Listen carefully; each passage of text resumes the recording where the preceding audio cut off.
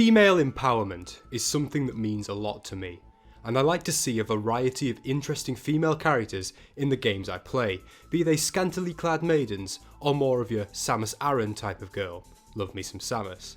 Now yes, in MMOs you can almost guarantee that 90% of these luscious ladies are in fact played by massively obese nerds in real life, producing enough sweat by the minute that you could fucking pan them for salt if you wanted to. But let's not break the fourth wall too much here. The game that we're playing is called Final Fantasy after all. If it was called Final Reality, half of us wouldn't be able to log in due to not having a life. But I digress. Back to female empowerment. How do you go about making an empowered, strong yet sensual woman in a video game? Well, to my understanding, there are two conventional ways that this is done in the gaming industry. The first is that you take that attractive, alluring female and you turn her into a bowl of fruit. I mean, so empowering, right? They're eating her! And then they're going to eat me! Oh my god! And the second idea for anyone that isn't a moral grifter is that you give them the qualities that we clearly associate with strength, power, and rampant badassery. Now we've already covered Catgirls and Bunnygirls in previous videos, and if you haven't seen those by the way, go do it, you're in for a real treat. But cats, bunnies, they're pets. And they're not exactly animals associated with dominance or power, are they?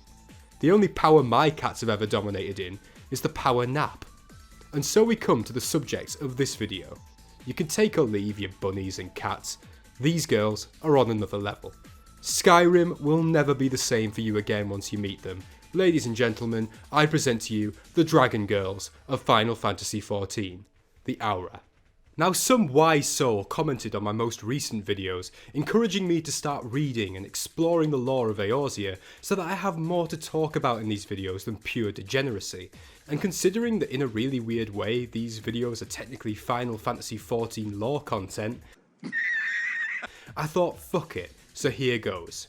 Now the Aura come from the continent of Othard, whatever, which I've not even seen yet because I'm such a massive noob.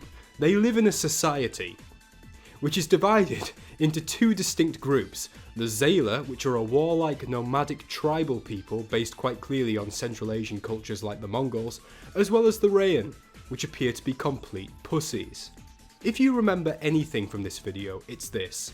Aura is actually the plural form of the name for this race, whilst the singular form is Auri, which is exactly what you will do if you tune into the upcoming Vulgrin Final Fantasy XIV streams, where you can see me experiencing the MSQ for the first time, riding the emotional rollercoaster of the story, such as watching this little floating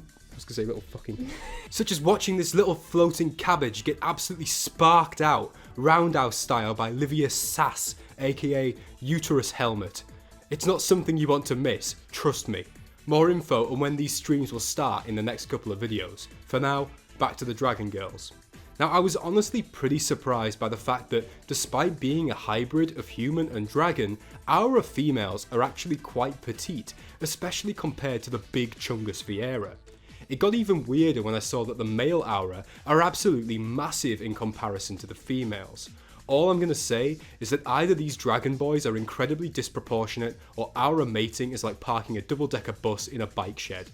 I'm also a little bit concerned about the horns, to be honest. I know what you're thinking, dude, you can't be into Aura if you don't dig the horns, it's part of the act. It would be like reviewing KFC if you're allergic to chicken, or reviewing England if you're allergic to rain. Or you're Scottish. Still, I'm just not feeling it. It's not the fact that they have horns. I mean, if WoW taught me anything, it's that horns on girls is a recipe for success. It's just the placement. I mean, they look like shells growing out of their fucking ears. What are they supposed to be exactly? Handlebars? Well, sure, I can get into that. But even I'm not into receiving puncture wounds to the groin every time things get down and dirty. Generally speaking, horn placement is hit or miss on Aura, but to me it really is the make or break as to whether your Aura is S tier or C tier, as in a CT scan will be needed due to the injury sustained during copulation. Alright, so I get it. I've been out of order lately, I've been pushing the Catgirls and the Bunnygirls on you, and I get it. They're hypersexualized, it's disrespectful to you as a woman. Yeah, thank you. But if you play as an Aura, you will be a dragon girl, and that surely is the epitome of strong, independent womanhood. Oh, shut the fuck up. We both know you don't give a fuck about any of that. What you're interested in is the curvy, scutty women with the massive asses and, to quote you, big booba. You've never been the same after playing that Resident Evil Village, and I see right through it. I could dress up like a fucking skunk girl if I gave my character a dump truck and double D's. You'd love it. Have you been reading my diary again? In conclusion, Aura are definitely worth a shot if you're interested in cold-blooded women who therefore only get out of bed in the afternoon and might accidentally puncture a lung during intercourse. Jokes aside, I certainly see the appeal. I might not play a Dragoon, but I definitely give these dragons the polearm, if you know what I'm saying. Now if you enjoyed this video because you're just that sick in the brain box, I'd love to have you stick around for the next one. You'll have to guess who comes next. You can subscribe to the channel if you'd like, that would certainly really help me out. I genuinely appreciate all the support. Just remember to hit the bell so you get notifications. Wouldn't want you to miss this classy artwork that I put out. Until the next time guys, be well. I've got some more primals to slay and Viera to lay. I'll see you in the next one. Bye bye.